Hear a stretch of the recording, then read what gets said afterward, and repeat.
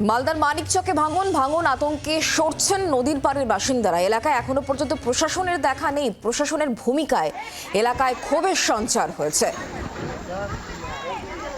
মালদার মানিকচকের ঘটনা, যেখানে ভাঙন আতঙ্কে নদীর পাড় থেকে সরছেন বাসিন্দারা।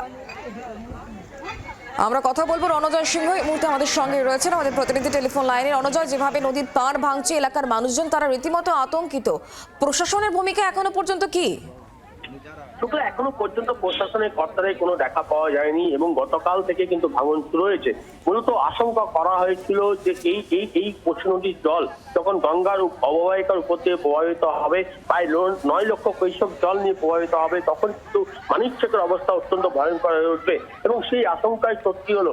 কার্যত দেখা গেল গতকাল থেকে পশ্চিম নদীর জল এই গঙ্গার অববাহিকা দিয়ে বয়ে যাচ্ছে এবং সেই সময় কিন্তু নদীর দুপার তার ভেঙে বেরিয়ে যাচ্ছে গঙ্গার জল এবং পাশাপাশি নতুন করে এলাকায় প্লাবিত হয়েছে।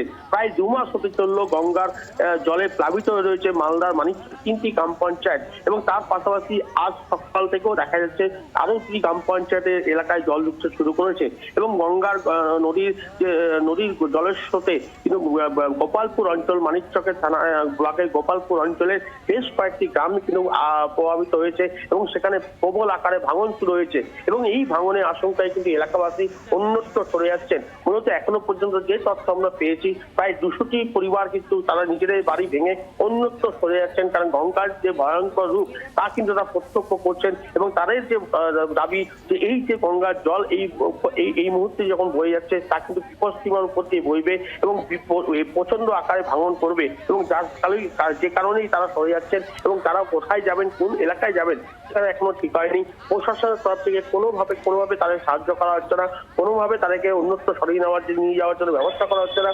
খোলা আকাশের নিচেই তারা রয়েছেন, কোনো রকম রিলিফ সামগ্রী তাদের কাছে পৌঁছায়নি এখনো পর্যন্ত। শুক্লা, নজর রাখো। অনেক ধন্যবাদ।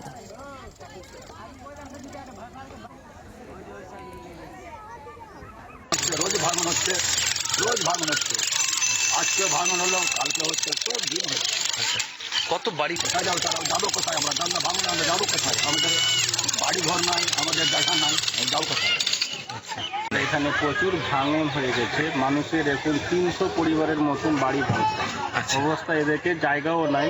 আমি সরকারের কাছে আবেদন করেছি, প্লাস বিডিওর কাছেও বলেছি, এদেরকে কোথায় ভেস্টে হলে কমপক্ষে মনে হয় জায়গাটা থাকার মতন জায়গাটা চাইছি। ছোট বাচ্চা নিয়ে গঙ্গার ধারে আছি, জায়গা জমি সব কিছু চলে গেছে। আমরা তিরপাল আর চাল আমরা কিছু চাই না।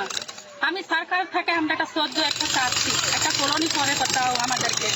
হ্যাঁ, বাচ্চা নিয়ে আমরা কোথায় যাব, এটাই আমরা বলতে চাচ্ছি, আর কিছু বলবো না। রোজ ভাঙছে নদী, ডেলি ভাঙছে, আমরা কোথায় যাব? আমাদের মসজিদ চলে গেল, আমাদের ভিটা বাড়ি চলে গেলো, সাই সম্পদ সব কিছু চলে গেল। আমার ছোট বাচ্চা আছে, কোথায় যাব নিয়ে?